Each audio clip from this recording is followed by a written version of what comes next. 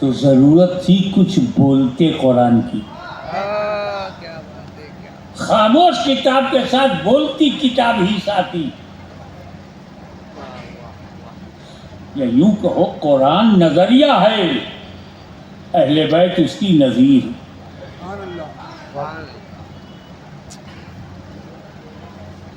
قرآن دستور ہے تو اہل بیت اس کا نمونہ. قرآن وچار دھارا ہے تو اہل بیت اس کا اداہرن، اس کی مثال.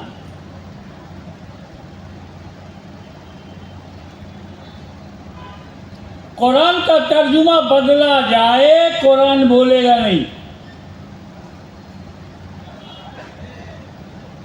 قلم نہیں پکڑے گا، زبان بھی نہیں پکڑے گا. قرآن چپ. کلام الصمد، اللہ الصمد، اللہ صمد ہے، بے نیاز ہے. اللہ doesn't care anyone، Quran doesn't care anyone. اللہ کو کسی کی پرواہ نہیں ہے، قرآن کو بھی کسی کی پرواہ نہیں ہے. وہ اللہ کا کلام ہے.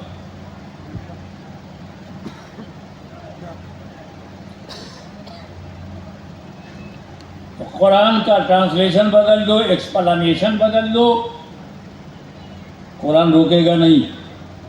نئی نئی توضیحات، تفہیمات، تنقیحات، غلط ترجمے، قرآن بولے گا نہیں کیونکہ خاموش ہے. اس لیے ضروری ہے کہ ہم بولتے قرآن کے ساتھ کچھ بولتے قرآن ہو، تاکہ جب یزیدی آندھیوں میں قرآن کی روح پر حملہ ہو تو قرآن مسجد نبوی کے طاق پر رہے، بولتا قرآن کربلا میں جا کر اسے بچائے. واہ واہ واہ، سبحان اللہ، بہت خوب. بولتا قرآن گھر میں نہ رہے، میدان میں آ جائے. اب سوال یہ پیدا ہوتا ہے کہ قرآن کو تو ساتھی چاہیے تھا تاکہ سنشودھن نہ ہو، ایمنڈمنٹ نہ ہو، ایڈیشن نہ ہو، کچھ کاٹا نہ جائے، کچھ چھانٹا نہ جائے. جیسے اولڈ ٹیسٹامنٹ ایمنڈیڈ، نیو ٹیسٹامنٹ ایمنڈیڈ، زبور، توریت، انجیل، سنشودھن، پریورتن، ایڈیشن. کہیں قرآن کے ساتھ بھی ویسا نہ ہو. آپ کو پتا ہے توریت اللہ کا کلام ہے، معلوم ہے نا. زبور اللہ کا کلام ہے، انجیل اللہ کا کلام ہے، قرآن بھی اللہ کا کلام ہے. یہ تین کلام کیسے بدل گئے؟ چوتھا کیوں نہیں بدلا؟ 500 برس میں انجیل بدل جائے، 1400 برس میں قرآن نہ بدلے.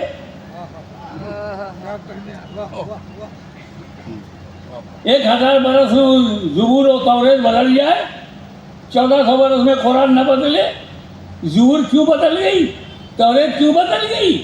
انجیل کیسے بدل گئی اور قرآن نہیں بدلا؟ اس کی پہلی وجہ تو قرآن ہی میں ہے کہ قرآن کا محافظ اللہ ہے. قرآن کی حفاظت کو اللہ نے اپنے ذمہ کرم میں لے لیا. اب جسے خالق بچائے مخلوق کیسے بدل دی؟ مالک بچائے تو مملوک کیسے بدل دی؟ وہ نراکار جب محافظ ہے تو آکار کیسے بدل دے؟ اور دوسری وجہ جو بیٹھے بیٹھے میری سمجھ میں آئی،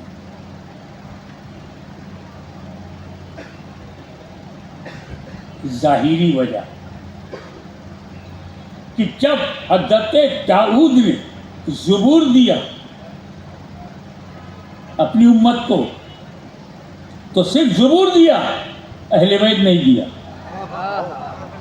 جب موسیٰ علیہ السلام نے توریت دیا تو توریت دیا، اہل بیت نہیں دیا. عیسیٰ علیہ السلام نے انجیل دیا، اہل بیت نہیں.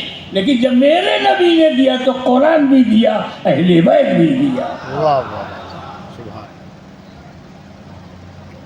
تو حفاظت کے لیے اہل بیت کو رکھا گیا. جو قرآن کا محافظ ہو وہ ہمارے ایمان کا بھی محافظ